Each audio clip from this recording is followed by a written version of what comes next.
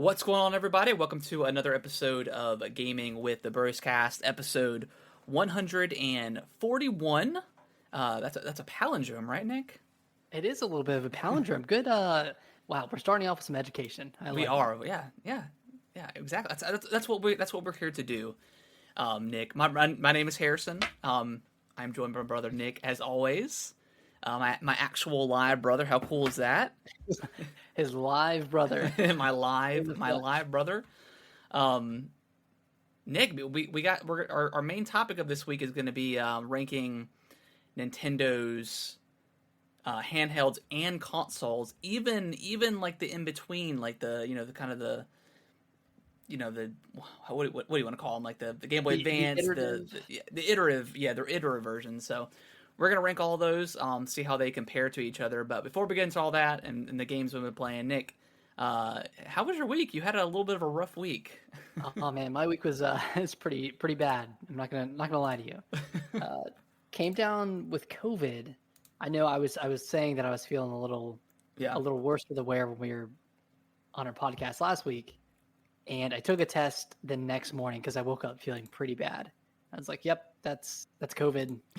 Definitely COVID." And I had taken like two tests on Monday before our podcast, and they were both negative. But I guess because, I was having these strong symptoms on Tuesday, I tested positive. So I felt pretty bad, like for most of the week, took a few days off, tried to go back to work on Thursday, or tried to, keep working on Thursday, and just kind of stayed in bed and tried to work a little bit, didn't really get much done. And then by Friday, I was pretty back to normal. Like I would say like 70% on Friday, and then did a lot of resting over the weekend. Played some games. Played in the Splatfest. RIP Team Grub. Yeah. Big rip, dude. Big rip. Big blow to morale. Happens. Yeah. And then just relaxed, recovered, and then today I closed on the house. Heck yeah. So So when is the move in date? Or when can you officially go so in there and start cleaning and whatever you got to do? so we can go in next Monday. So Okay. next week. Sweet. Um and then I think we're gonna officially move in near the end of October. Okay. So we're gonna go in and paint, gonna do the floors upstairs, and just some other stuff. Some Yeah. other smaller projects that we want to get ahead of before we move in.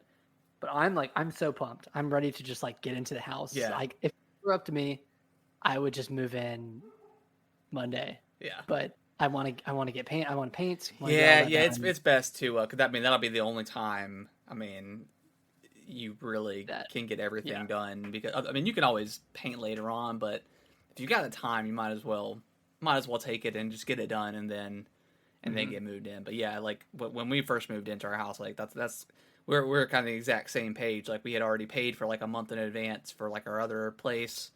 So Mhm. as much as I wanted to just get in there, we had to sand the floors and stain them, and so we had a bunch of stuff to do. But yeah, it's exciting. It's exhilarating to know that you've got that waiting for you. Yeah, I'm kind of pumped, dude. I'm ready to cut the grass and Nice. to do all this house stuff. And like I don't know a ton about like home maintenance, but I'm like really excited to learn. Like just I don't know. It's gonna be a new chapter. Yeah, So it's honestly not much more than what you're used to now as far as like maintenance goes. mhm. Assuming all the inspection stuff is good, like you don't have to be doing any repair works or anything like that. Yeah. It's just really just maintaining like the outside, make sure that it looks good and stuff like that. And literally, like, there's going to be something you guys are going to be doing every week for a while with the house, whether it's getting new like Yeah. patio furniture or planting, I don't know, flowers and whatever you guys can figure out. But yeah, there's always something to do. Always something to do. Always something to do. Yeah, excited to always be busy with something. It's a good busy though. Yeah, yeah. Fun busy. But how you doing? How was your first week? It was good, man. Good job. It was my first week of my new job. Just kind of did a bunch of onboarding stuff, started training a little bit. They sent me all my equipment last week, and then they sent me like the keyboard and like the mouse came in separately. So I was rocking like the little mini Apple like keyboard, like the real flat one, and that thing is doo doo. I hate that thing. Yeah. I'm more prefer like the I don't know, the bigger keyboards, I guess is what I'm trying to say. But got everything in. It was Mechanical keyboards. yeah. Yeah. I know it's the first week. I know it's training, but just like mentally and just stress level is just at like a 0. It feels so good to like That's good. be working and not have to worry about like anything. And I even talked to a few people there, and they're like it's such a different environment than what you were previously in. So it's always a little bit scary going from another job to another, you know. But I think I made the right call ultimately. So yeah, that was good. I didn't really do much. This is like the first weekend we got to enjoy our deck now that we got it like finished. So that was cool. We took the kids to a taco and tequila festival. Which Sans tequila, I'm sure. yeah. No, we really didn't know what to expect. We were going to try to have mom and dad watch the kids, but they had just gotten back from Florida the day before, so we weren't going to like They've been ask working them. hard. Yeah, ask them to watch the kids. So we took them. And it was pretty packed. There was tons of like taco trucks and stuff. I think we ended up drinking like one beer because like it was like festival price. Like it was like $30 for like 3 beers, something like ridiculous. Like even for just like a Miller Lite or something, Bud Light. So we did that. I stood in line for like 40 minutes to get a taco, and then we left. Did you drink any tequila? No, we didn't. We as soon as we got in there, we got some beers. We took the kids to like the shaved ice place, and got on some ice cream, and then, I don't know. They had like wrestling and stuff there too. They had like a bunch of like vendors, but I stood in line for like 45 minutes. Got a taco, and then by the time I was done with that, I'm like, yeah, it's time to go. I guess we didn't anticipate everything being so expensive, but I mean, we also had the kids there too, so it's not like we were going to be doing much anyways. But and there wasn't a lot for the kids to do either. So, but we took them back home and kind of just chilled out. But yeah, my main goal this week, Nick, was to finish Xenoblade 3, and it has been done. Oh man, I'm so proud of you. Your first Xenoblade game. Yeah, I'm like, I think I stopped at like 54 hours, maybe something like that. Okay. So I put in like, where I was. huh? That's about where I was when I Okay. finished. So yeah, I think last week when we were done talking, I think I was like right around 39 hours, something like that. So I put in like 15 hours this week. Put in that hard work, baby. I did, man. I put in that 9 to 5, baby. Get that 9 to 5 in. Man, what a game, dude. We should do a spoiler cast maybe next week, and yeah, we can either do one next week, or maybe we can do one, I don't know, like get together one night this week for like 20 minutes and just, because I'll probably do it like on a separate feed or whatever, just so it's, because like I don't want to spoil that for anybody. It's such a fantastic story, but yeah, generally, how'd you feel about it? Yeah, I like it's. I know it's kind of crazy, but like I was feeling the game, but as soon as I got to chapter 5 and went through all of that stuff and finished chapter 5, I was hooked. Like I was ready to see whatever else they had in store, because the story is bonkers and crazy, and there's a lot going on. I still want to go back like on YouTube and watch like a story for Xenoblade just so I can know everything, because I don't quite understand every single bit of it, but yeah, it was really good. I found myself towards the end kind of just going back to the original like base classes for the people, because you do eventually unlock past like the level 10, which is really cool. I didn't know that. But yeah, just going through that, without spoiling it, I didn't love the final boss, like the the second half of the final boss. It was a really long boss, so I was lucky to not die. And I don't know where the checkpoint would have been. There isn't one. There isn't one. Okay. So at all. Yeah. But yeah, the final battle of that final segment of the final boss was kind of like a typical Japanese style boss fight, and you'll know what I mean once you play it. But because I don't want to ruin anything. But yeah, it was. I was like, really, this is it. But okay, whatever. It did have like there was one moment during the fight where like I don't even want to say anything, but there was a cool moment that happens during that fight. Yeah, that I did appreciate, but you're right. It was a really long fight, and I didn't even love the first half because that was a little monotonous as well. Yeah, I think it was one of the weaker final bosses in the Xenoblade series, to be honest. Okay. Yeah, I mean, I didn't hate it. I didn't love it. I probably would have hated it more if I actually died and had to restart.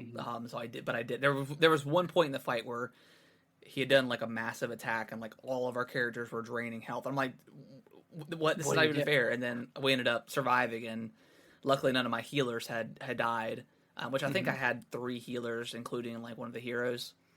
But yeah, we'll talk about in the spoiler cast, but the ending was not quite what I was expecting, but I don't know. I was kind of mixed, Nick. Like, it was kind of mixed whether you liked it or not, or kind of mixed on how you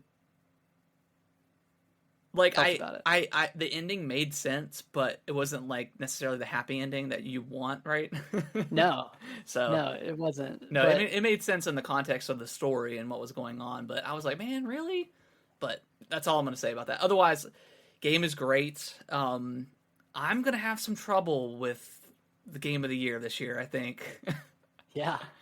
I mean, I did not expect that going into playing this game, but it's that good, and I feel like there's so much more I can do in the game as far as like side quests go and going to different regions, and I know October is packed, so I'm gonna try to play some more. I did play like an hour or so after I beat it, and did some other hero missions. But yeah, fantastic game.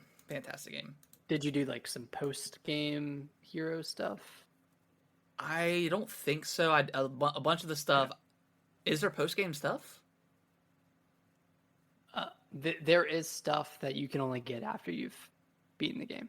Okay, I think I know what you're talking about. No, I didn't do any of that stuff. I kind of went back and did stuff that I had skipped over during the main quest or whatever. But yeah, it's an excellent game. I think if this is the Xenoblade, if you've never played and been curious about the game or the series, this is the one to do it. Like, there's just so many really awesome mechanics, and stuff that I didn't even do. Like, I think at like the very beginning of the game, you find like it's like a broken down. Oh, what are the robots called? Not the mechons. But you know what I'm talking about. It was like the broken down one of those, and like you go in there and you have to get the ether or the ether and repower it up. Like I never found another one of those, but I have like over 100 ether at this point. Yeah, I didn't find it. I didn't do a lot of exploring. I mainly followed the path that it gives you. Yeah, there's a few of those around for sure. I figure I just never saw any again, but yeah, it's a powerhouse of a game. It for the most part, it ran great. As big as it is, and how much is going on in the fights and stuff. I never really noticed some. I did notice some slowdown slightly, but not that much to where it impacted my experience. But yeah. I mean, comparing this game to Xenoblade 2, like it's like night and day. Even just comparing like the graphical fidelity. Yeah. Like that, the frame rate, like it's all just it's so much better in 3. Yeah. Like they really knocked it out of the park. And I thought 2 looked really good when it came out, at least in TV mode. On handheld, it looked pretty bad. Yeah.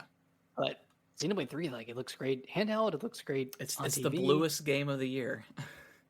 Yeah, it is so blue. Oh my gosh. when I was playing with like my like TV lights or whatever, like Yeah. most of the time it was blue. Oh, it's very blue. Yeah, but it's beautiful though. It's a beautiful game. So Yeah, that's just one of those games where like people are like, oh, the Switch is so like, yes, compared to the other stuff, but in terms of what it can but do for the Switch, like on the Switch, like it looks just fantastic. And I understand that it would look even better on a Series X and whatever, but man, does it look good on a Switch. yeah, and Monolith Soft, they really take advantage of the hardware. Yeah. Like they knocked it out of the park. Like I don't know, man. It's just crazy that we have the entire trilogy on the Switch, as well as like additional DLC and DLC like standalone stories. Yeah, we got So so cool. much to come for it too. I mean, there's a whole expansion pack and everything. So Yeah, I'm hoping that gives you what you want in terms of like the ending of the story. okay. I'm hoping it kind of goes in that direction, but it could also be like a prologue, not a prologue, but like a Well, I did see some origin connections at the story or end. something. We'll talk about it, Yeah, but anyways. So yeah, Xenoblade, amazing game, amazing. yeah. Before I jump into, I've been playing some other things too, Nick. I my I don't know what's the word. My love for Dragon Ball has moved on over into the manga now. I got one. I thought you were saying like you no longer love Dragon Ball. I was Oh like, what no the hell is no happening? no. I like so Dragon Ball like Super, like obviously the manga is always ahead of like the anime or whatever. But I was like curious because I see stuff all the time about these other arcs. So I'm like, well, you know what? Let me just get one book because they're like $10 or whatever, and just go through it. And I read about half of it, and it's really good. So yeah, I've jumped over into that world now. So who knows where I'm going? You're officially a super fan, Yeah, super duper. Um, officially a nerd. a nerd. Uh, Nick, you want to talk about some Splatoon? I unfortunately didn't get a ton of time with the Splatfest just because I was trying to. I played a lot of Xenoblade on Friday night. Hmm. Um, so I only played like maybe an hour on Saturday. So I didn't contribute that much to Team Grub, but for what I played, it was really fun. I mean, just more Splatoon. I only got a couple of like the tricolor battles. I'm sure you played more. How does that fare with what we played with a test fire? I didn't play a single Oh, really? tricolor battle. Yeah, I didn't even know. Were they available on Saturday? Because I They played Saturday day. no, I didn't. You know, I didn't play Saturday. I played Sunday. They're available on Okay. Sunday. Damn, I played like 5 or 6 hours on Saturday, Oh wow. and Okay. I really grinded it out, and I lost a lot, to be honest. I did not Yeah, I contribute. am not as good at Splatoon 3 than I was Splatoon 2. Like people are just dominating me right now. Well, the thing is, like sometimes, like I really feel like I'm putting in work. You know, I'm getting a lot of kills, inking a lot of turf, and my team, Yeah, they're just not showing up. that is They're true. just That not there. happens a lot with Splatoon. But then sometimes I feel like I'm that guy where I'm like, okay, I'm getting rocked every time I spawn. Like I jump, get killed, respawn, jump, get killed, respawn. I'm like, dude, I suck. I really need to put down the controller. Yeah. But I mean, regardless, I was having a good time. Yeah, it's still a fun game. It's fun. Yeah. It's still a fun game. I did play some Deathloop. That was added to Nice. that was kind of a surprise. Like, well, not really a surprise, but they kind of a stealth release almost for Game Pass.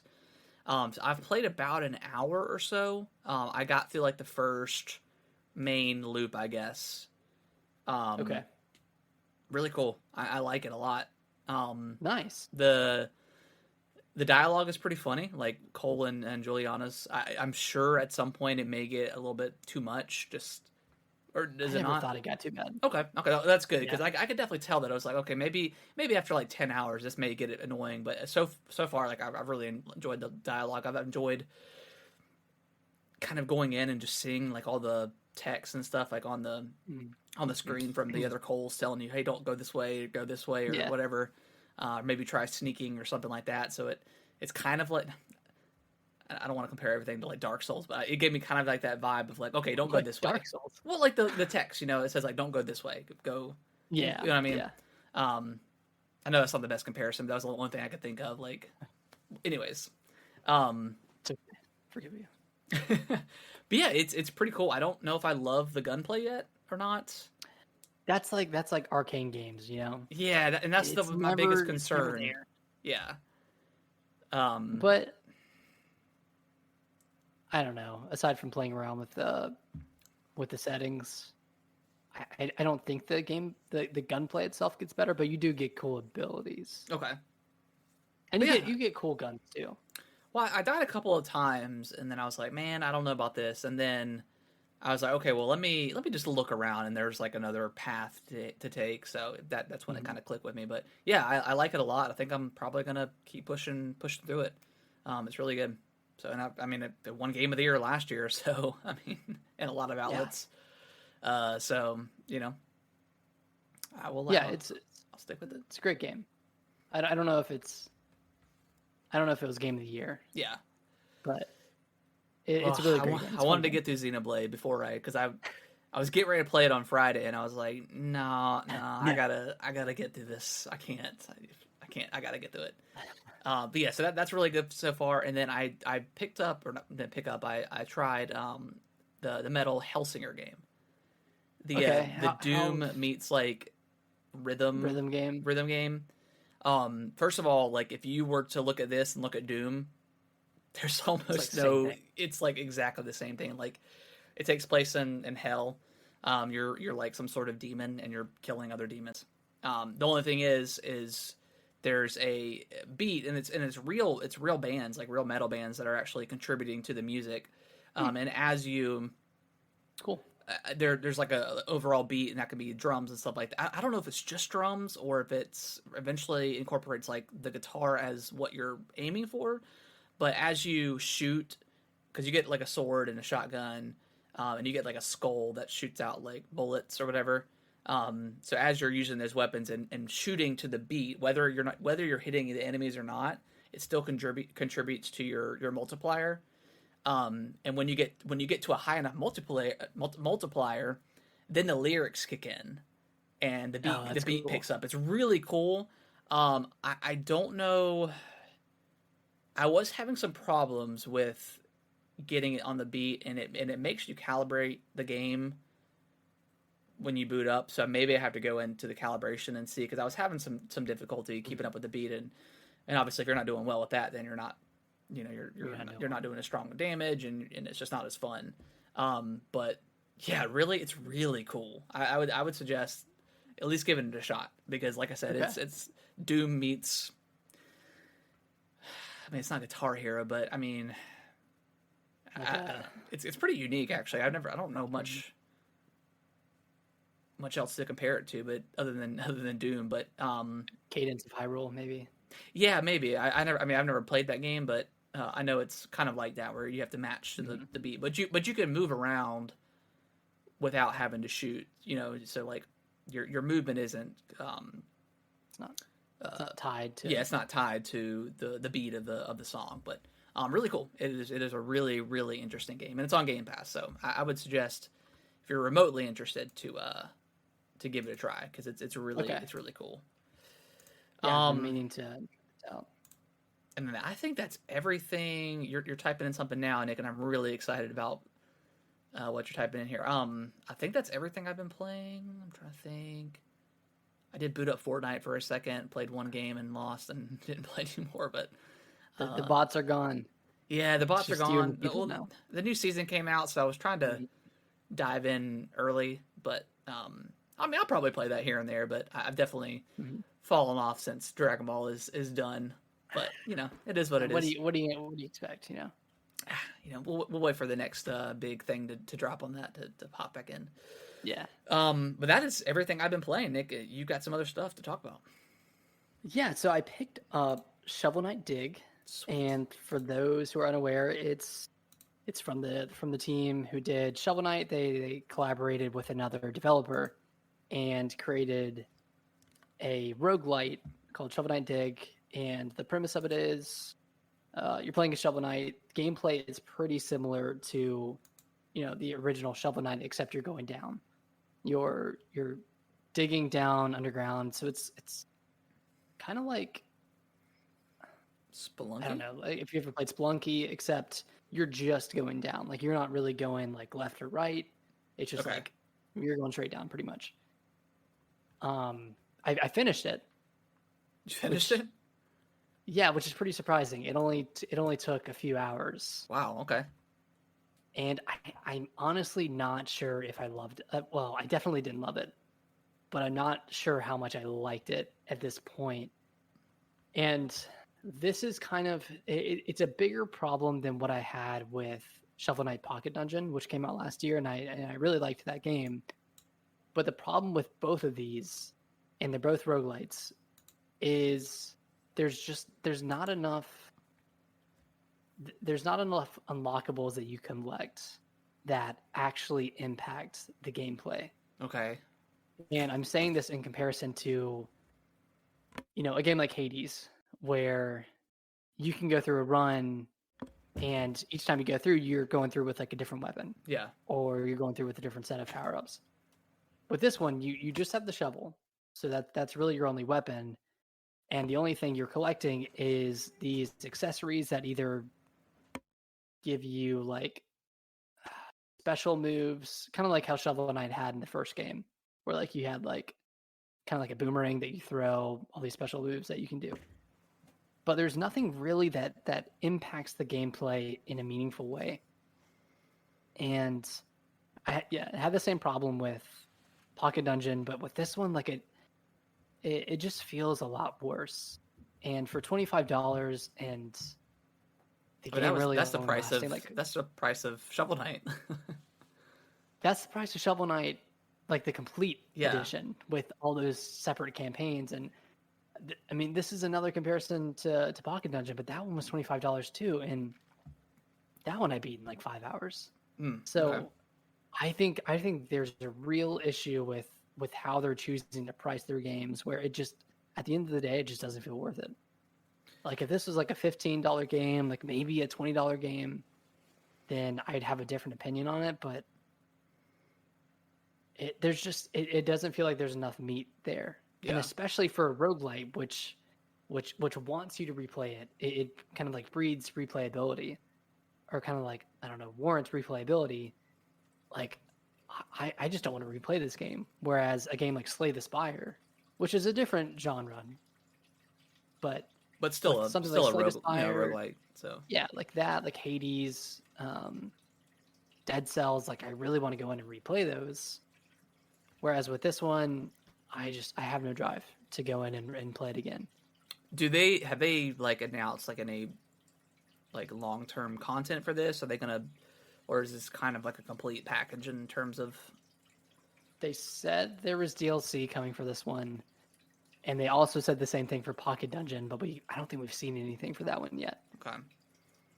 So, yeah, I don't really know. Like, I think they need to step away from roguelites and just create, like, if this would have been like a regular Shovel Knight game, except you're going down, that would have been a great game. If it was like level based, if it was designed very intentionally, if you had like this upgrade system similar to the original Shovel Knight, I think it would have been a really great game.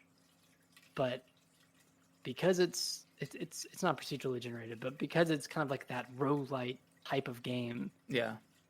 it's harder to get that fulfillment out of it, I think. Does it play like Shovel Knight? Pretty much. It plays pretty similar to Shovel Knight. The combat's pretty similar, except when you jump or when you're falling, Shovel Knight automatically lowers his shovel. Okay. So like if you're falling and you land on an enemy, you're gonna do damage to that enemy. Okay. Okay. So that's kind of the big difference. And you can't. Well, you couldn't hit up in the original game, but you can't hit up in this game. So like if you're digging underneath something, if you're digging underground, and you're like, shit, I left something up there, you really can't dig back up to get it. Okay. So that's you know, a few differences, but yeah, I'm kind of bummed, honestly. So if this was like $10, would you be more, you know? Yeah, if it was a lower price, I think I would be I wonder more. why they chose such a. I mean, $25 is not expensive, but compared to what you got with Shovel Knight, I wonder.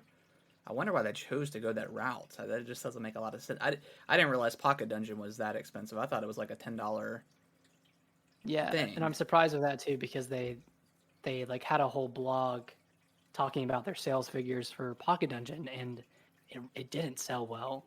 Like it really didn't sell that well, and I thought they would have taken that um, taken that and done some analysis and been like, hey, maybe we should charge, you know, $10 cheaper. Yeah. I don't know, change the pricing model a little bit, but they're collaborating with these developers that have spent, you know, 5 years creating these games, and it's really just like one or two people creating these games that they're partnering with them on. So, I Do guess they, maybe do they that's why have they're any charging more. plans on like a Shovel Knight 2 or anything like that? Do we know about that? I I think they have plans for more Shovel Knight games. I don't know if there's going to be a Shovel Knight 2. I would be kind of nervous if I was them. If this game doesn't sell very well, I mean, I don't know how it's reviewing, but It I mean, reviewed pretty good. Like it's in the 80s. okay, that's pretty good. And like I'd say roguelites are definitely more It's a tough sell for sure. approachable. It's more approachable than a card game though, Yeah, or than a puzzle game. yeah, yeah. That is true. I would just hate for them to like hurt the brand for Shovel Knight if they're putting out too many kind of not like banger hits for it. So I don't know. I don't know. I was interested in this game, but now having what you said, I will probably just pass on and or maybe just pick it up if it ever goes on sale or something like that. But I mean, I would love another like Shovel Knight or like some sort of Yeah, man. like maybe I even really wish they would smaller do that. like story stuff or like whatever. It doesn't even have to be like a whole long game, like just some other character or something like that within that world. But yeah, I need to go back and finish that the King what was it, the King DLC, whichever King of King of Cards. Cards. I need to go back and finish that. I never did beat that, but I didn't either. That was the one I didn't finish. yeah, because I really actually like that card game that was in there too. But Yeah. well that's kind of stinks. But I mean, so yeah, I guess the game's good. But if people can hold off and grab it on sale or something like that, maybe that's the better route to take. Yeah, or if you really like roguelites, Yeah. like if that's like something you're really into, then I'm sure you'd like this game. But if there's Like no I if there's no high replayability, then is it hard to recommend for people that like that kind of stuff? Like, I mean, it's yeah. not as deep as like a Hades is, or something like that. Like, you know, Yeah. It just made me want to go play Slay the Spire, to be honest. I know that's completely different, but I don't know. Yeah, I hate to kind of like dog on it because I think the gameplay is really great, yeah, but yeah, I think they should step away from roguelites for a little bit and just try to create something more focused, more intentional. okay, Yeah. cool. All Yeah. right. And Well, then yeah, and then lastly, tell me about this last one. haven't played too much, maybe like 4 or 5 hours, which sounds like a lot, but actually that is a lot. I've played a good amount of this game. I played Slime Rancher 2. Okay. Um, for those who have been listening to the podcast for a while, you might have heard me talk about Slime Rancher 1 probably a year ago at this point. Was it a year ago? I thought that was this year when you played it. Maybe not. No, it was right after I moved into this apartment. So Okay. it was back in August of last year. Wow. Okay. Yeah. Yeah, I've been playing Slime Rancher. For those who don't know what that game is, it's like it's like a it's like a sim farming game where you're collecting these slimes and you put them in these containers and you feed them food and they produce plorps, and then you sell plorps for money.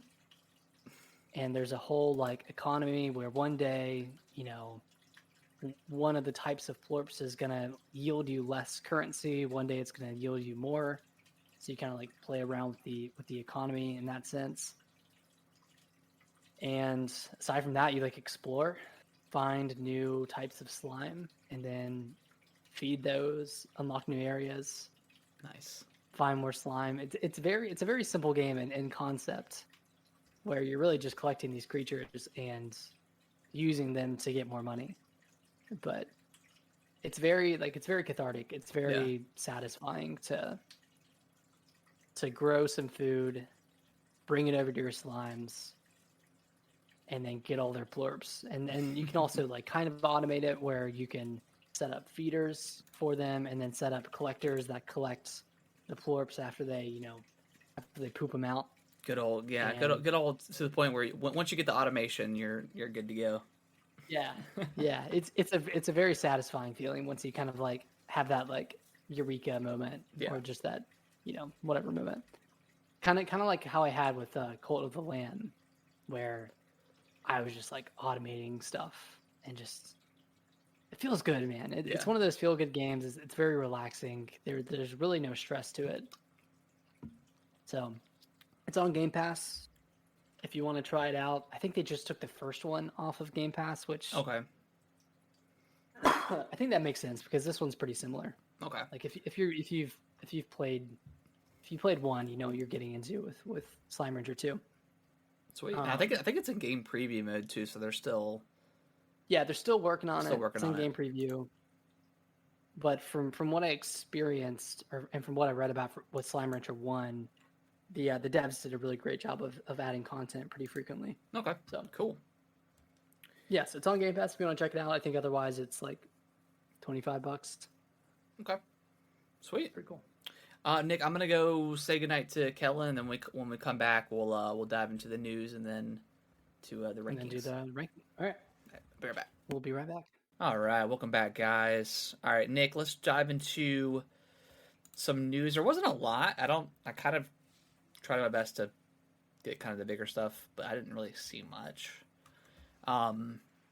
Did you get a chance to watch The Last of Us trailer, the TV show? I did. It looks pretty good. Pretty awesome. Yeah, it looks really good. The clicker looks pretty. Oh yeah. Pretty terrifying. Yeah, that's gonna be intense. I already told Brittany, I was like, "You're gonna have to watch the show with me because it's." You're gonna have to watch. You're gonna have to watch it with me.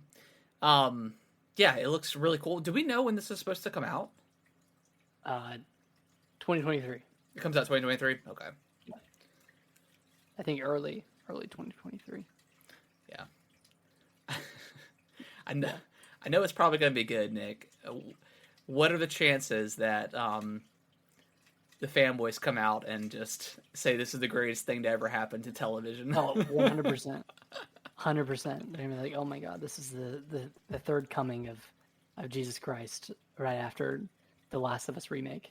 Oh my gosh, I'm ready for it. I think it's gonna be good. It looks really good. The quality looks great. Yeah, it's probably gonna be better than the Halo show, right? I mean, there's gonna be much. Oh yeah, it's and I really like the Halo show. Whatever. That's not even. I don't know. That's not even the fanboy in me about Halo. Like I thought it was dumb fun, but but yeah, this looks like it's gonna be really really awesome. Let's see. We got the ESA announced the proper return of E3. Nick, how excited are you? I'm pumped, man. I'm pumped. Yeah, I love E3. I think I'm actually really excited for this. Because we've gotten the Summer Games Fest the last couple years, and I think Jeff Keighley has had a decline in his shows. It's not necessarily his fault, If there's no big game announcements, there's no game announcements. That's fine. Just the ad thing. Again, we've talked about it before. You got to pay the bills. You got to pay for the show. But if there's not a lot to show off, we don't need a 4-hour show. We do it like 2 hours or like an hour and a half. Again, I know that you've got to have the ad space and all that stuff. But man, it's kind of a waste of time at some point. At But least Gamescom was better. Gamescom was a lot better. It was a lot better. And I've always liked, I think his the video game awards show is always good. I think that's always pretty solid. It's always good fun. It's always a little long. Yeah, I think last year's was a little, I don't know, mediocre. From what I remember, but yeah, I'm excited for this to return. It's coming back June 11th through June 13th, and I think they're gonna do like separate. They're gonna do some partner digital events, but also have physical events too. Okay. Which is cool. So, so like Nintendo would be digital. Probably Xbox would be. Xbox would probably They have that. They have they own the amphitheater beside it where it's usually held, and so they'll probably do their stuff there. But yeah, I'm excited to see like proper showcases again. Assuming that's gonna all come back. Obviously E3 has had a rough go the last few years. So yes, I mean, this is not even pertaining to COVID. It was already kind of in the rocks before COVID started, and that was kind of their big excuse. Oh, well, can't do anything now. So yeah, I'm excited to see what E3 looks like next year. This will probably be the last chance that it has to really be something great and special. Which, as you and I and many other people grew up watching E3 every single summer, and it was always just kind of a staple of like the start to summer. So I would hate to see that go because we, with the Summer Games Fest and stuff, it's been kind of mediocre in the last couple years. But yeah, I'm excited for it to see what it looks like. Yeah, I'm hopeful. Yeah, I guess I can say hopeful that people will kind of show up to this thing and treat it more seriously than they did Summer Games Fest. But we'll see. I mean, you never know. You never know with these things. Yeah, I mean, obviously, like having the booths and stuff was so expensive. So, I mean, if the ESA they can partner with like Microsoft and Nintendo and shoot, maybe even Sony, like get them in there. Obviously not have like a presence like, physically, but if they can somehow get all the big three together again to showcase their stuff, would just be amazing. That'd be awesome. Yeah, we need all three together again. Yeah, that's the problem. That's what's really driven the console wars lately. Is just nobody's together anymore. We gotta get them all together again. Yeah, that's the problem. We need them all together, shaking hands in a picture. Yeah, that's what we need. Bring back Reggie. Bring back everybody. Sean Layden. Yeah, Sean Layden. Oh man, all giving each other a big kiss. Yeah, just a big juicy kiss. So yeah, that's cool. And then lastly, kind of the bigger stuff. Iron Man got officially announced. The kind of I think it was rumored for a while. That's being made, developed by the Dead Space team, the remake team. EA Motive, right? EA Motive, yep.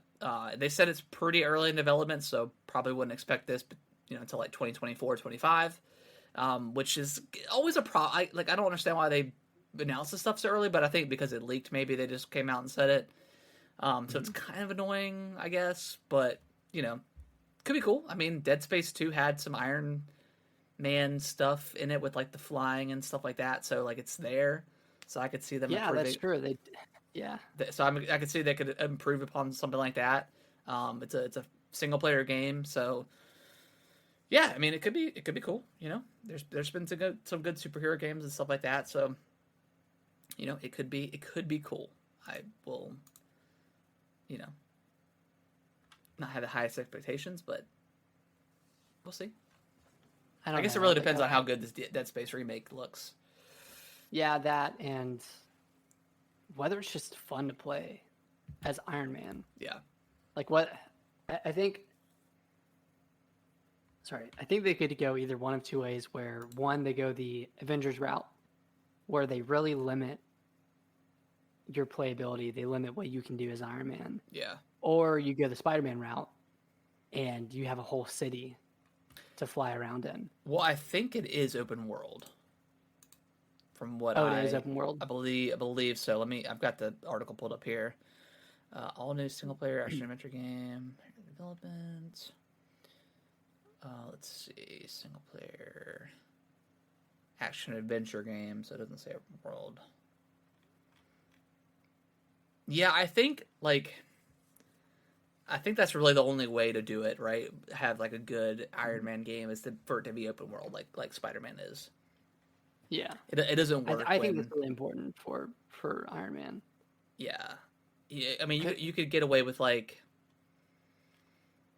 I don't know, but just going back to the Avengers game, I mean, having the Hulk, like, that makes sense. Like, we don't necessarily need to have that be open world. Like, that can be confined to like an area, but like Thor, even like it was weird. Like, he couldn't fly around and stuff. So yeah. I think that's what I would prefer. It's just an open world, like, just not necessarily carbon copy Spider-Man, but do something very similar. Mm-hmm. So, plus unlock his suits and stuff like that. Like, it could be really cool. They could have so many suit options like Spider-Man did. So I think that would probably be the best route. Yeah. Treat it like Crackdown, where you can get like upgrades to your speed and your powers and stuff like that. Yeah. Do you think they do what Spider-Man Insomniac did, where they had someone that looked very similar to Tom Holland and they get someone very similar to Robert Downey Jr.? Or do you think they? I think they might. Or do you think they go off like on their own? I mean, because people didn't like the look of it, the Avengers people, but I'm like, they don't have to look like the movie. It's a different thing, but whatever. Also, that would be like a licensing disaster, or not licensing, but yeah, because you have to pay the actors and stuff. Disaster. Yeah, it would be super expensive. That game already bombed as is. Like, that would have just really tanked it down. Yeah, but yeah, I mean, this is cool. Like, there's a lot of superhero games in development. Yeah, there is a lot of Marvel games, a lot of Star Wars games. Lots to look forward to if you're a big fan of Marvel. Yeah, for sure. Yeah, hopefully. I mean, the game, like, so far, some of those games have been fine. Spider-Man obviously is amazing. I still want to play Miles Morales. Yeah, me too. Still need to get around to it. Yeah. So. Yeah. You want to dive into the rankings now? Let's do it, man. Cool. Let's get into this. All right. Go ahead and get everything pulled up here. All right.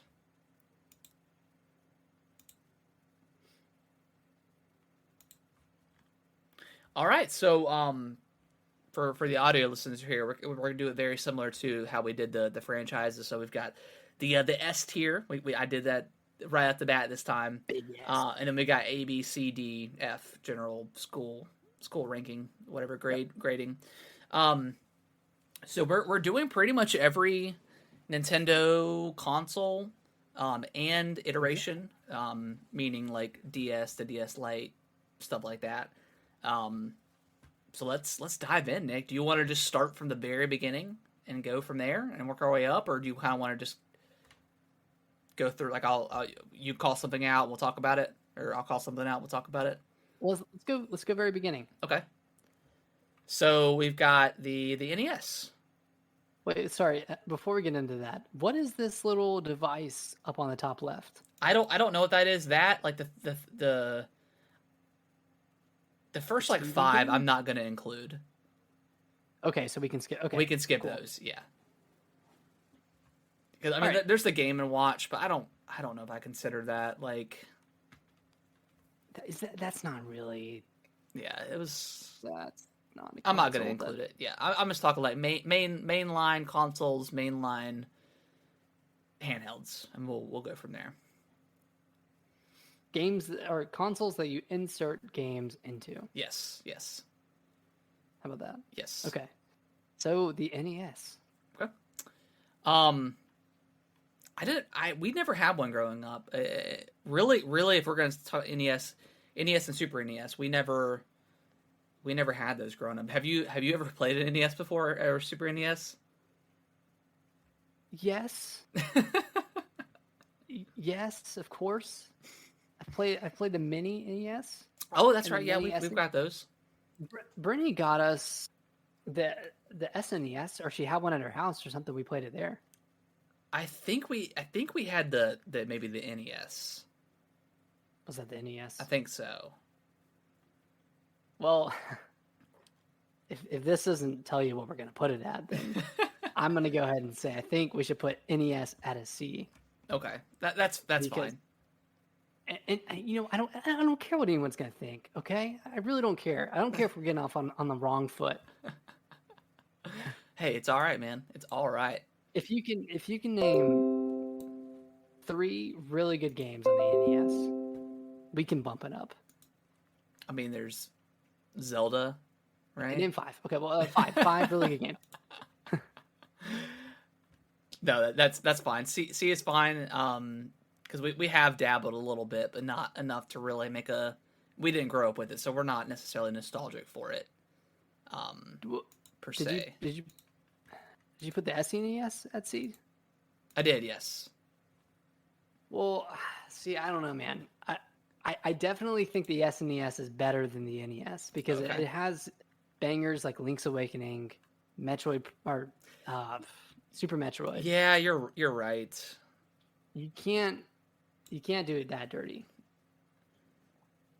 I would almost. Like I would almost say A. I would say A. I think A is a good.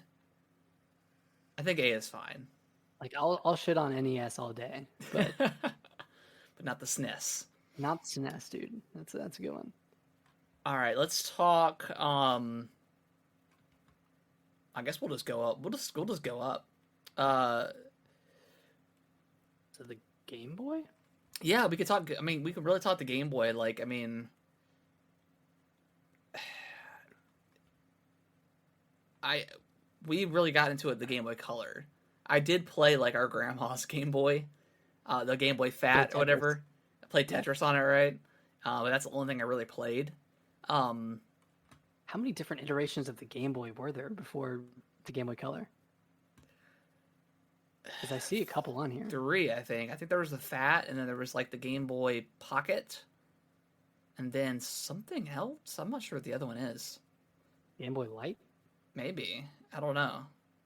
Do you want to just do you just want to do Game Boy Color and just rank that one? Well, no, I think we should do the Game Boy. I think we should do one of the Game Boys and one of the Game Boy Color, Okay. or just Game Boy Color. Okay.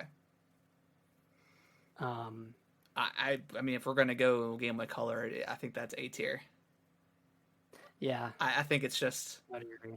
I mean, yeah, it's obviously it was an old system at this point, or whatever. It didn't have a backlit screen at that point, but I think just Had there's it had a so lot many of really good good games. games, so many good games. And Pokemon Red and Blue Yeah, and Yellow came out. Zelda. I like, mean, Link's Awakening was on there. Um, yeah, uh, other games. yeah, a lot. There's a ton of games. I mean, there was like Oracle of Ages and Seasons was on there. Gold and Silver was on there. I mean, there were so many fantastic games. Yeah, Um, I think A2 is good. As okay. far as the Game Boy is concerned, I would argue C. Yeah, I was gonna say That one. maybe C for. I'll just do the Game Boy Fat like the original Game Boy. Yeah, I mean that one did bring Tetris. You know, Yeah. that's pretty iconic. Still love that game. Yeah, Still holds its weight in gold. yeah, it's still a great game. Let's move up to the Game Boy Advance. Or should we hit the Nintendo 64? Oh, you're right. You're right. Gosh, I'm way skipping ahead. N64. Um, I know you're more nostalgic towards this one than I am. I am, but I would say, man,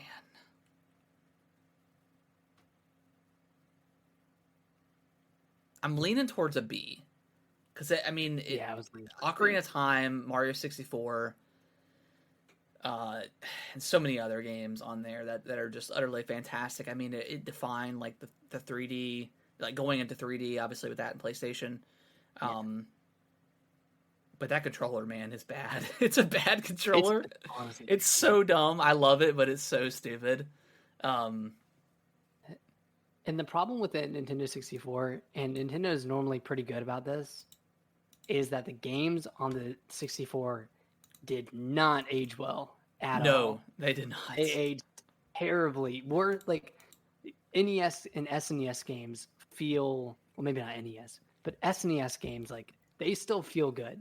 They still look good. Oh, that sprite animation is timeless. And like there's And the 3D polygons, man. Yeah, dude, they're not. It's real bad, but you know That it is what it is.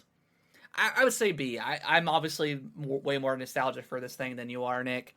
But I don't know, man. Playing like Hot Wheels Turbo Racing and stuff like that, you know, that was fun, and it was one of those fun consoles that had all the crazy different colors. You know, it was just a really fun Nintendo product. Wacky. It was it was really edgy for the 90s. Yeah, I think B is a good place. I think any higher, I think the nostalgia really takes in the place of that. Let's see here. Game Boy Advance next, right? Yeah. Yeah, that and then GameCube, I think. Game Boy Advance, Nick. Is this S tier? Is it S? It's an S. It's an S. I was afraid to say it because I thought I was going to let my nostalgia get in the way. I thought I was going to be wearing my heart on my sleeve here. But I mean, I'm looking at the list of Game Boy Advance games now, like Pokemon Emerald, Metroid Fusion, Metroid Zero Mission, Fire Emblem Sacred Stones, bunch of Castlevania games, Sonic Advance. That one's pretty good. Golden Sun 1 and 2, highly regarded. Yeah. Tony Hawk's Pro Skater 2. Minish Cap. Legend of Zelda Minish Cap. I mean, so many good games. I mean, this is why people are asking for the GBA. Yeah. On Nintendo Online versus the Game Boy. Yeah. Yeah, S tier. Yeah, it's just like, and just to talk about like, it felt so, like I remember it feeling so good to just hold and play. Yeah. Like it was like the screen. I mean, it wasn't a huge screen or whatever, but it felt good to hold. It was very light, very very portable. I did, you know, we had like the little light that hooked on the back of it, that or on the top of it, and came down. Yeah, the little worm light. Yeah, so many great games on this thing. So many good games. Yeah. Oh my gosh. And then the Game Boy SP. Yeah. Did you ever own one? I never owned one. No. A lot of my friends did, and I was so jealous. So what did we put that up as an S tier as well, because it is the same thing? I think by proxy we have to. And it's got the backlit screen. Does that mean that the Game Boy Advance empirically has to go lower than the SP? I mean, it's all because the SP is objectively better, but I would argue that the Game Boy Advance feels better in your hand. I was gonna, but that's what we'll also put that factor into, because by proxy, then the DS is going to be S tier because it plays Game Boy Advance games. So we'll have we have to take in everything into consideration. Okay. So I would say, because I mean I've played on one before, but it feels like a Game Boy Color just with a screen. So I'm gonna put it at A. I think it's A is a fair. Or should we go lower? Is A too high? I mean, I don't know. So then it's a conversation of iterative hardware.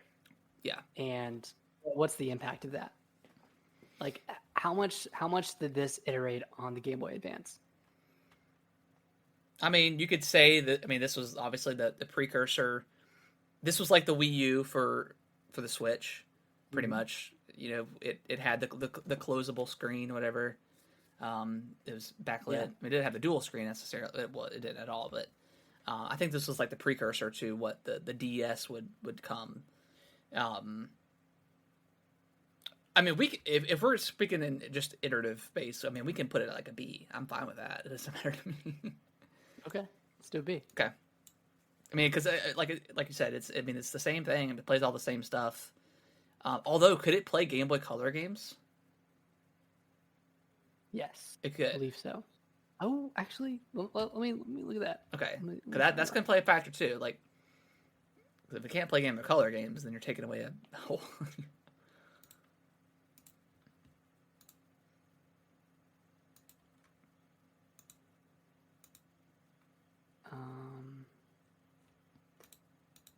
Yes. It can. Okay. Okay.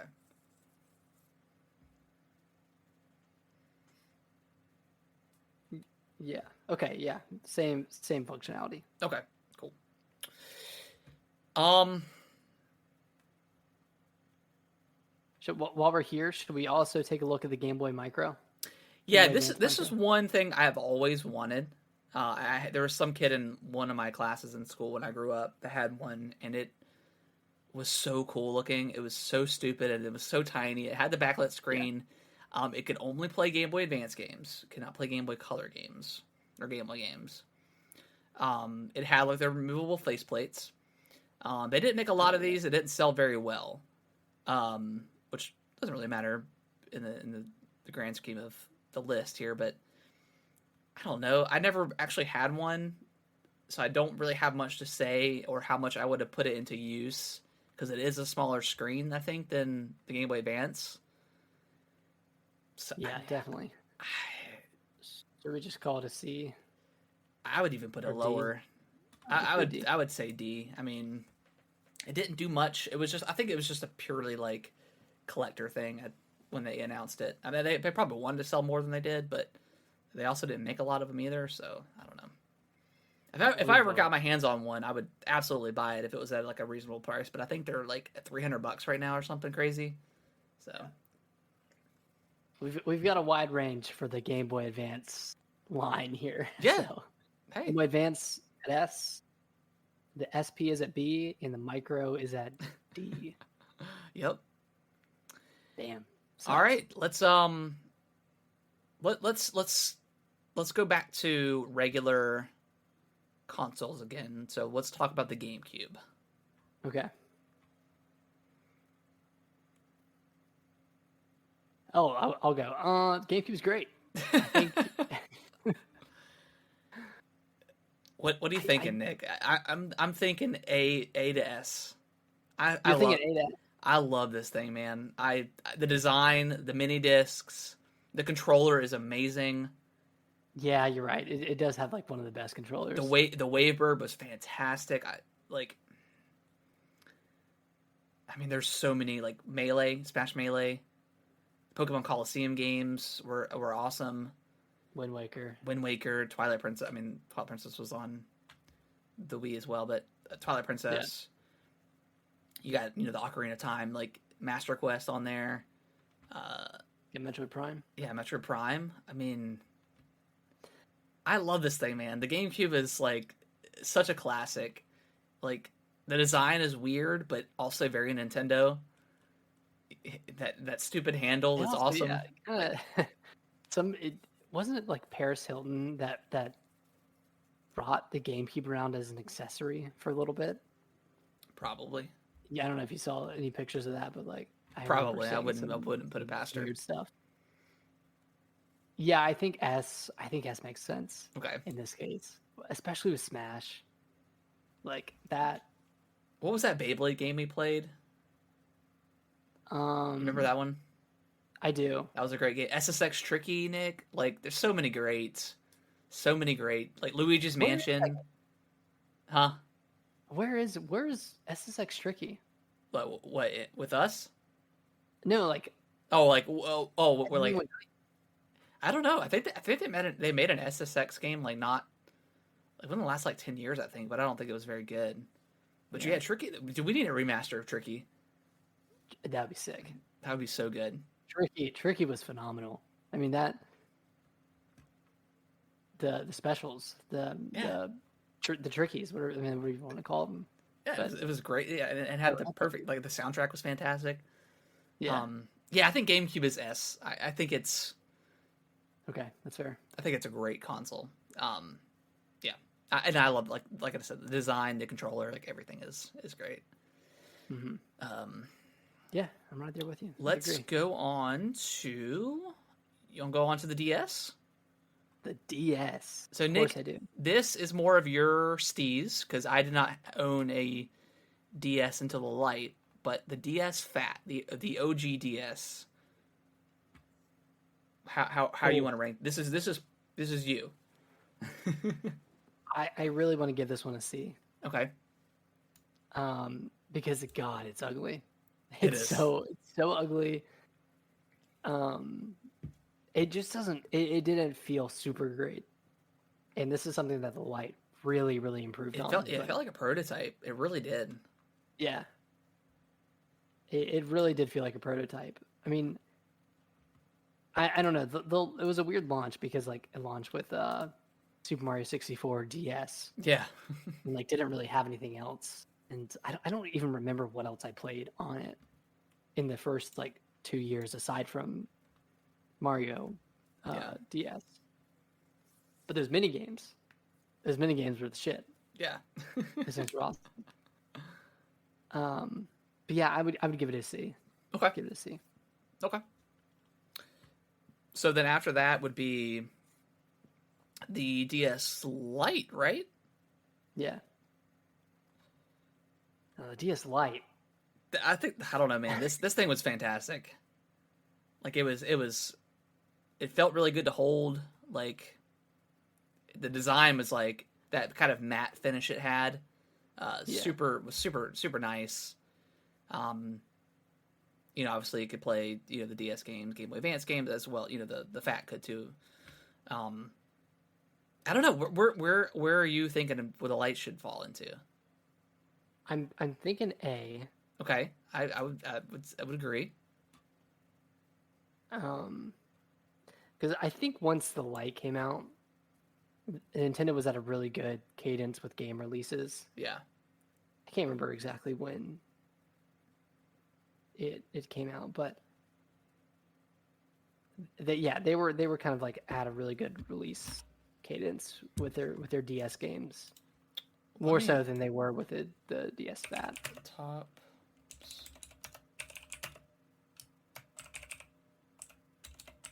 Nintendo DS games.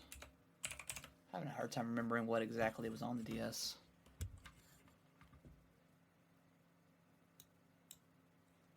No, Mario and Luigi was on there. They had Mario Kart DS, which people liked a lot. It was kind of gimmicky though. Yeah, it was. Yeah, I mean they had the two Zelda games on there. None of which were fantastic, in my opinion, or neither of which. Yeah. Yeah, I mean, Yeah, it was the DS in 2004, and then the DS Lite in 2006. okay.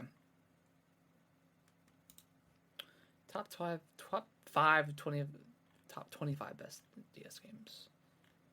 Let's see. Advance Wars was on there. Animal Crossing was on there. Castlevania, Chrono Trigger was on there. Grand Theft Auto Chinatown Wars was fantastic. Oh, yeah, you love that game. Phantom Hourglass was on there. Mario Luigi's Bowser's Inside Story. That's when they introduced the new Super Mario Brothers. Pokemon Yeah. Heart Gold and Soul Silver, amazing. Yeah, those are excellent. Rhythm Heaven. Oh, Well, I loved Rhythm Heaven on the DS. World Ends With You. I mean, a lot of really strong games. The two 2D Zeldas, I guess, weren't amazing. So that was kind of a bummer. I don't know. I think I'm maybe a little bit lower in my score for the DS.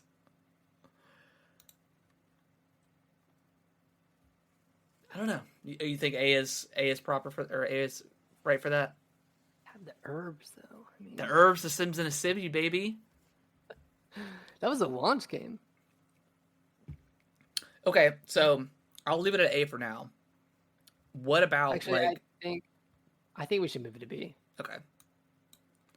Because we've got next is the DSi, Oh, the DSi. which introduced internet. The That's what the camera, I was for. the camera was on there. Yes, it was. I remember we took you to the midnight launch for that thing. Me and two others. Yeah. Oh man. So I mean objectively it's a better system, right? Than No, it's I not. wouldn't agree. I wouldn't say it because you can't play GBA games. Oh, you can't. Oh, okay. Play that port. Okay. So then that's I would rank it lower because of that. well. Okay. So Because if do you think it's better than the DS Fat? yeah, I mean, yeah. So should we put it at C and lower the DS Fat to a D? Oh, Tough I cookies, think we man. should. I think we should. I'd be fine with that. I'd be fine with lowering the DS Fat. I mean, because it was, I don't know. I didn't like the DS Fat that much. Okay, so we'll lower the DS Fat to a D, and we got the DSi at a C. Okay. I think Okay. that's fair. Okay.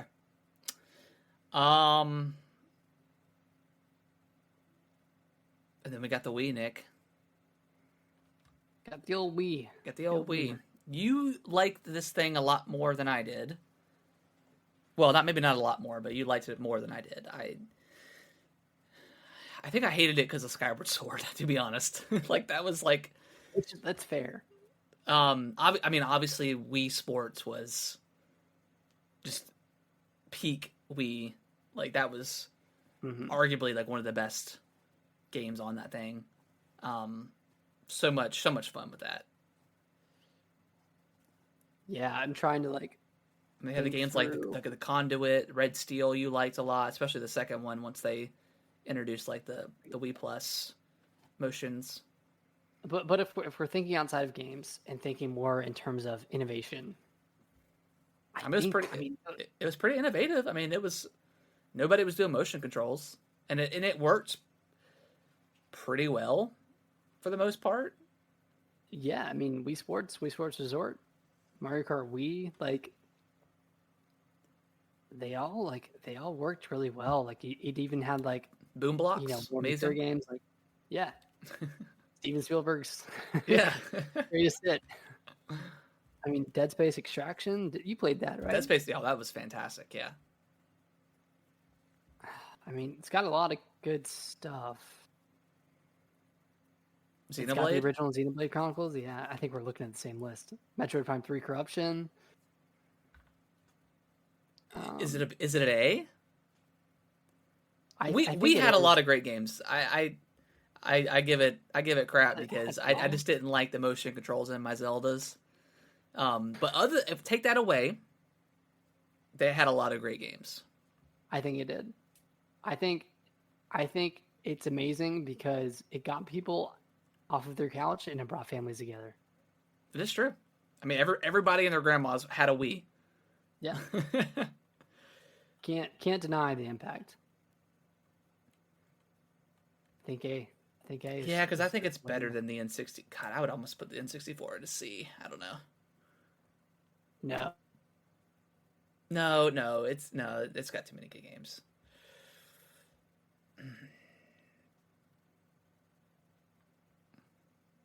Oh no, did I lose my camera? You're good now. Okay. Okay. All right, so Wii is an A. I agree with that. I'm okay with that. Because I do think, because it can play GameCube games. It's backwards compatible. It's backwards compatible. I still think the GameCube is better.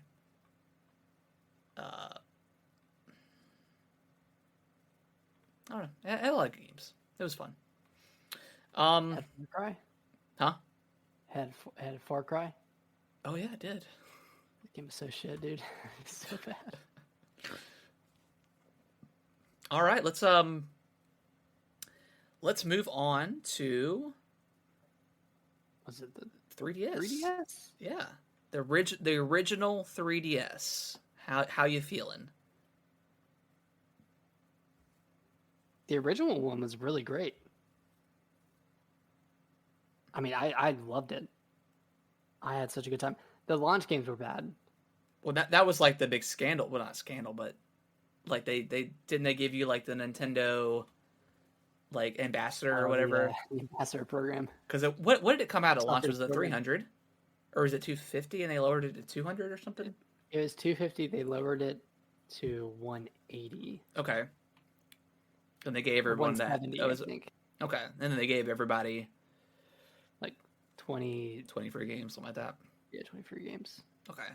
20 free classic games. Yeah. Because of that, taking that into consideration, I would rank it lower than I had initially thought. Okay. And I would rank the other ones higher. Well, I think the like the latter 3DS were amazing. Like I think those are like some of the best. Well, They we'll had get some to, of the best games. yeah, we'll get to it in a second.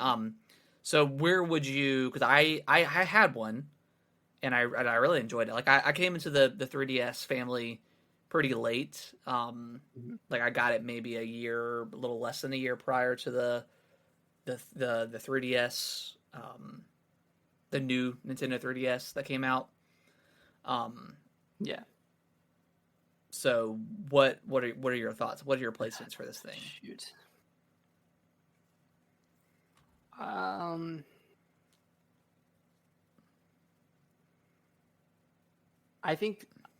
really think the 3DS should be either B or A, and sorry, I'm jumping ahead a little bit. And I think the 3DS XL should be either A or S. I'm pushing S for the X, like the Okay, 3DS okay, XL, cool, like that. Cool. Okay. So I was being a little hesitant, but no, I was wondering where you're going to go with that. So okay, so 3DS, obviously that came out super cool. Like, I mean that was kind of in the hype of like all the 3D stuff. Like there were so many 3D TVs. Avatar just came out around that time, so like 3D was all the rage, Avatar.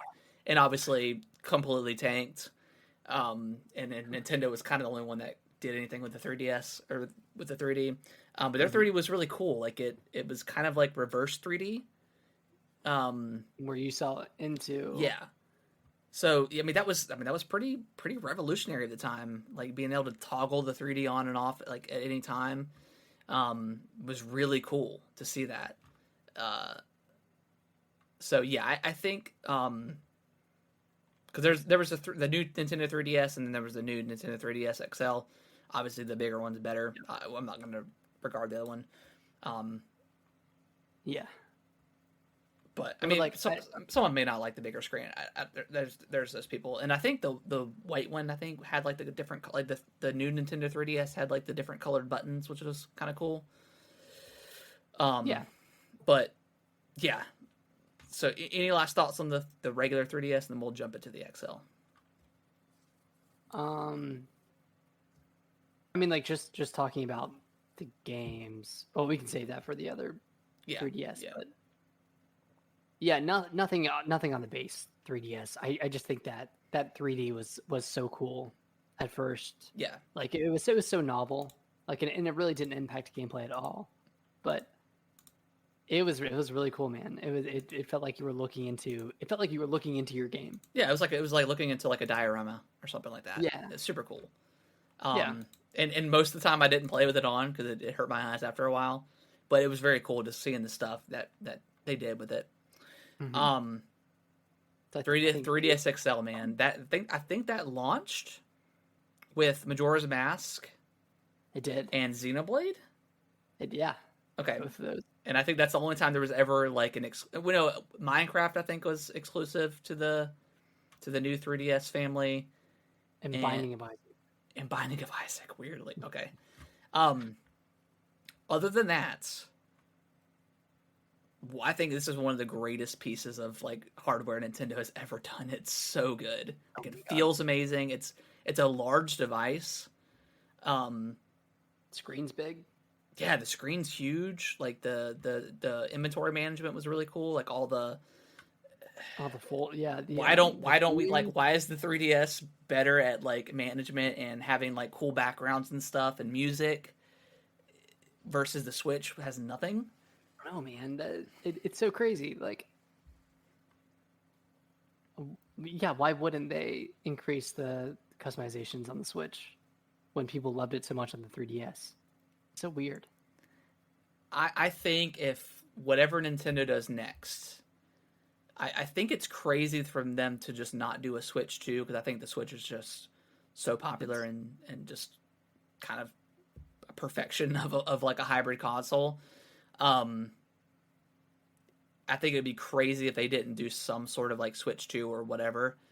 But if they ever did go back to like discs or do something only on like the home, only on the TV, I think they have to bring back like some sort of like DS. Like I need that handheld. Like it's Hmm. like that's such a staple with Nintendo.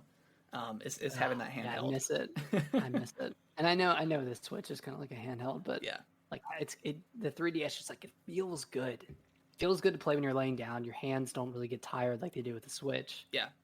It's man, it's a great console. And just looking at these games on this list, So many good games. like Ocarina of Time, Fire Emblem Awakening, Legend of Zelda: Link Between Worlds, Yeah, Animal Crossing: New Leaf, Majora's Mask, Mario Kart 7, Bravely Default, Pokemon Sun and Moon, Pokemon Omega Ruby and X Alpha and Y. Sapphire, X and Y, Super Mario 3D Lands. Like that's kind of a gem. Yeah, And then yeah, a couple of Mario and Luigi games, a couple more Fire Emblem Fates.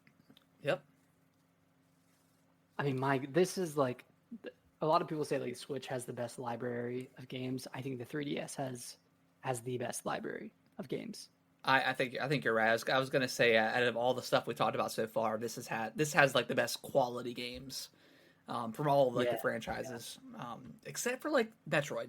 I mean, there is the which I kind of want to go back and play the Metroid game now, the one that came out, Samus Returns, Oh, I think, Sam's Room. because I never picked that up, but that came out It's like I like think the year that the Switch came out, so it was like dead on it arrival, was anyways.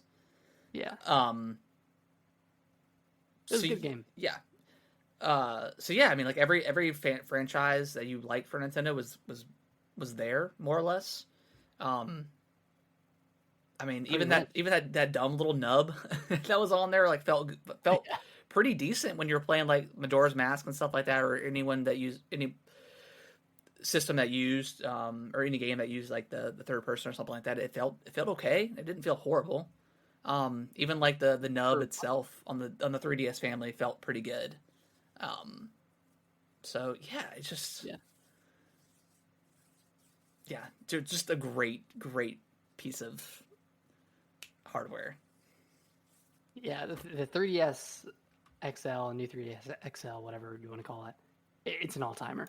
Yeah, I mean, whoever missed out on this generation, I really feel bad for them because there is just a pantheon of great games yeah, to play. absolutely. Go if you're wanting a game or wanting something else to play, and you can find a 3DS like cheap, even if it's like maybe a 2DS or something like that, because those are pretty cheap at this point too.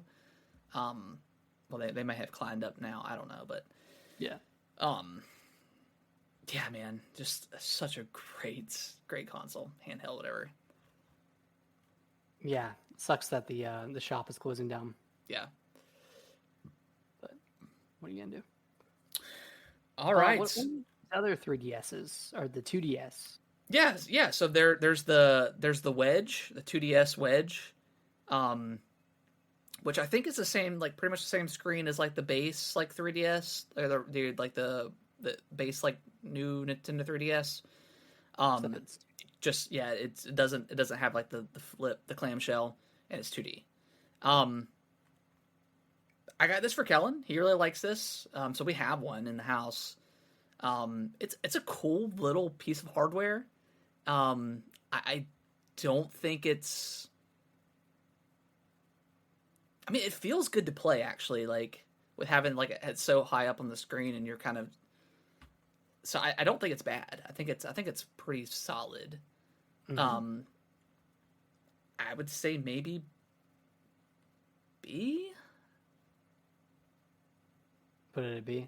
Yeah, I guess. I mean, it had a good price point too. Yeah, and it was only like $100 or $80 Yeah. or something like that. It was pretty inexpensive. I'd agree with B. B, okay.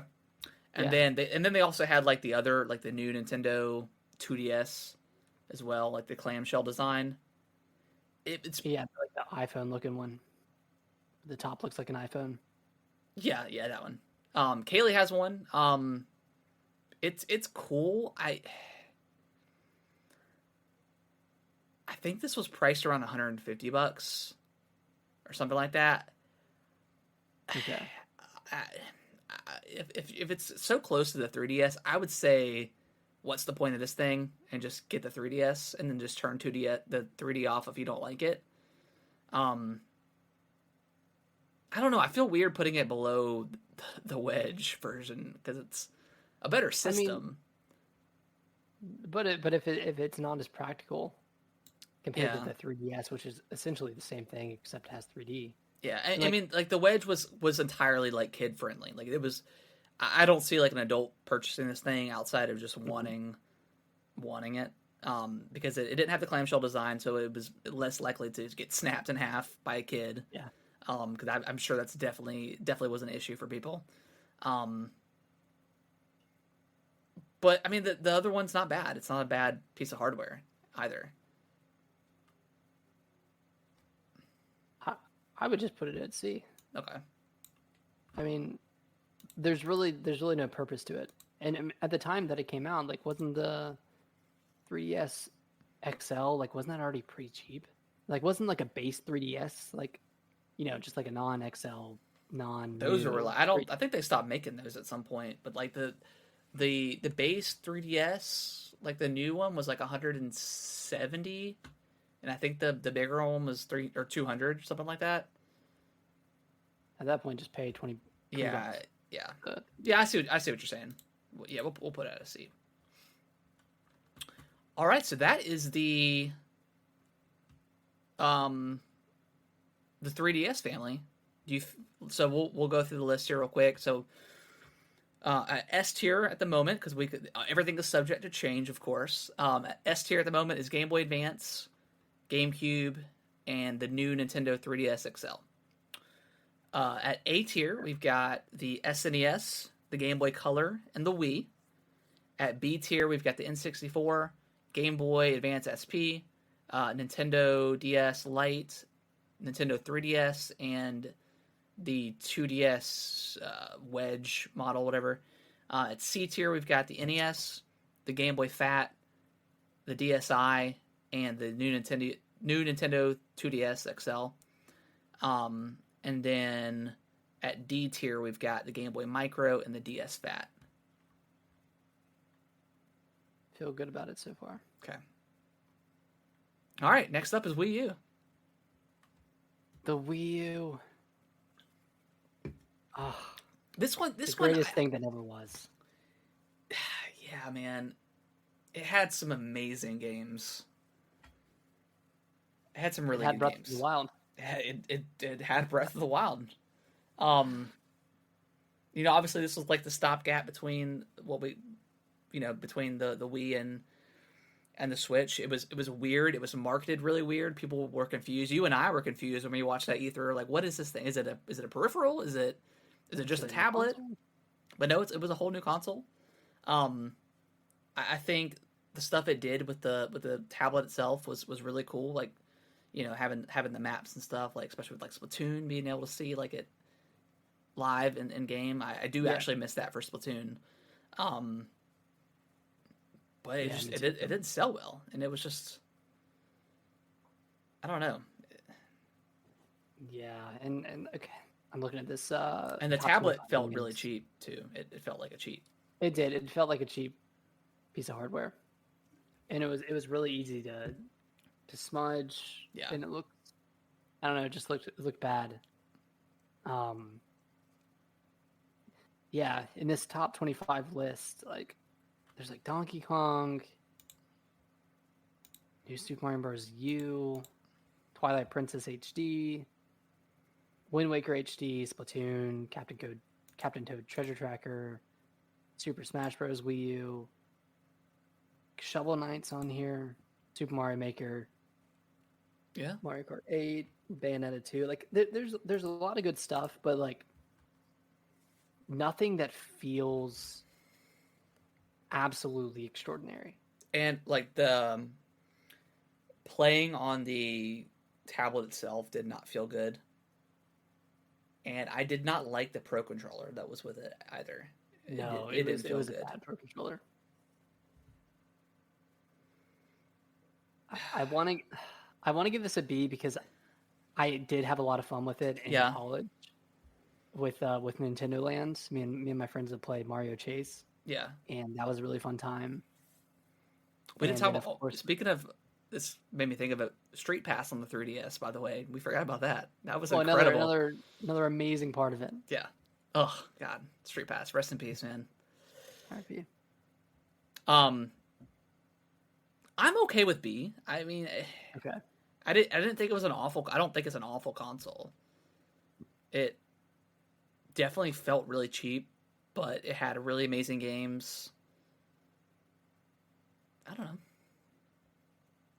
Yeah, it had some like really good games. Had a good shop, eShop. Had a great shop. Oh my gosh, the backwards compatibility, like not the backwards compatibility, the virtual console. Like it had GBA games, it had Nintendo 64 games. Like they really like, and of course they had to because it wasn't selling anything. But Yeah, they had a lot of stuff on there, man. They had like it was like the best virtual console of any console they put out. yeah, it was amazing. Okay, And it was B. backwards compatible with the Wii. Yeah. Okay, B. We'll go B. Be solid.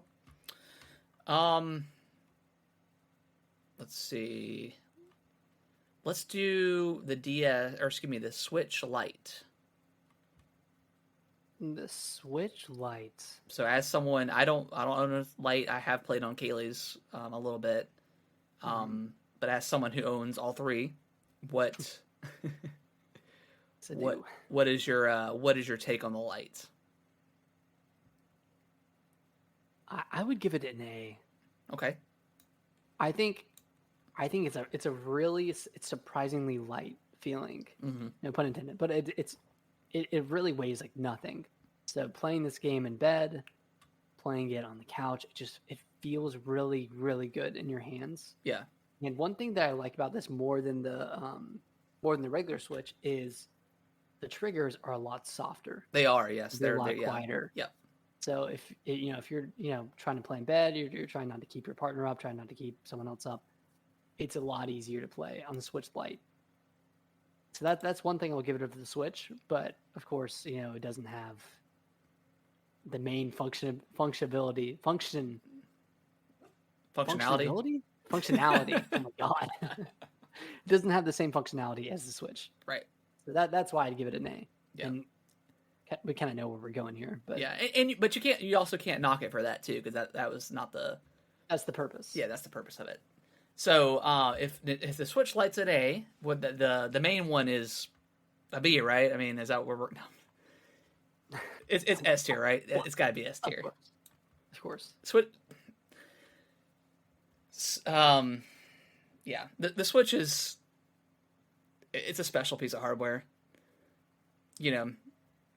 That's good or bad. Nintendo always does something different with their stuff. Yeah, it's not just a typical powerhouse Xbox, PS5, whatever, that are more or less the same. At least Nintendo is trying something different, and for the most part, they succeed. Mm-hmm. And I'm just thinking back when they first announced this thing, and just everything from the marketing to the Switch sound, like it sound like all perfect. The initial marketing of like the rooftop parties was silly, but also like people do it. I mean, it's not uncommon for people to have parties and play this stuff. Yeah, it's a great piece of hardware, and the OLED is even better. It feels even more premium. Granted, right. That's if you already got one, maybe you don't need an OLED, but it still feels really good. Yeah, it like I know I said 3DS had the greatest library of games, but Switch is getting up there too. It's really hitting on every franchise, Yeah, maybe except for like Pikmin, but that's coming next year. But I mean, you have Metroid Dread, like a new iteration in the Metroid franchise. You have a bunch of Zelda games, a bunch of Mario games, and like those are like the best versions of those games too. yep. Like I don't know, I feel like for a while there, like every franchise that came out or every franchise that had a game on the Switch, that was the best game in the franchise. Yeah. Like same thing for Kirby. I think Kirby and the Forgotten Land is the best in the franchise. I think you know Luigi's Mansion 3, like arguably that could be the best in the franchise. Like Oh, for there's sure. so much. That game is amazing, and it looks Yeah. amazing too. Yeah, I think the Switch. I mean, outside of like, I don't love the Joy Cons. Mhm. They're But okay. the Pro controller's great. The Pro Controller is fantastic. I love that thing. Um, that may be my favorite like controller ever. Although the Xbox Series X controller is really good too, Yeah. and the Elite controller is really good. I don't know. Maybe we'll do a ranking of controllers one day. Who knows? But yeah, I think the Switch is just about a perfect system. Outside of like obviously the Joy-Con issues with the drift and stuff like that, but if they could just get their online shop better, like Get the interface. yeah, like more customization, like we were talking about with the 3DS, like they had all the cool folders and they had like the wallpapers you could buy, like stupid stuff like that, like wallpapers and like theme tracks for like Zelda and other franchises, like just little things like that to kind of make it your own. They don't have any of that for the Switch, which is a shame. But I mean that's little things. So I mean if we're just talking little things compared to the overall, you know, The legacy of the system. yeah. Then, yeah. I mean, it's just it's a magical system. It's one of those things where like you see it for the first time and you're like, dude, how does this exist? And it But also works. how has this not existed before? Yeah, Like, man, the Wii U walked so this thing could run. it did. I mean, just so like I haven't like I've got the two, I've got the two docks now. So like if I'm out there playing the Switch and Kellen wants to watch TV, I can just pick it up, put it into the new dock or the different dock, whatever, and it just continues on as if nothing ever happened. And it's just like the 3DS or like just the original DS. Like it's so easy to close the system and go back in it and jump right back into your game. There's no issue there. There's no booting up screen really. It just gets you right into it. Yeah, it's a great machine. Yeah, one of the greatest Nintendo eras, I would say. Yeah, I mean I'm excited for what they do next. Whether it's the Pro version of the Switch or if it's something which I would prefer something completely different. Although again, I think their next console is going to be something like Switch-esque. I don't think they can. I don't know what else they could do. I don't see them going to the VR route, and I wouldn't want that. No, I don't either. It's too isolating. Yeah. So, I don't know. Any last thoughts on the Switch? Dude, just great, just great piece of hardware. Yeah. God, It's fantastic. if there was something above an S tier, I'd put the Switch there. I mean, there's an S Plus tier. There you go. All right, so we'll go through the list one more time. We'll start from the bottom this time. At D, we've got the Game Boy Micro and the DS Fat, or the OG DS. At C, we've got the NES, the original Game Boy, the DSi, and the new Nintendo 2DS XL. And then at B tier, we've got the N64, Game Boy Advance SP, DS Lite, the original 3DS, the 2DS Wedge model, the Wii U. And then at A tier, we've got the SNES, Game Boy Color, the Wii, and the Switch Lite.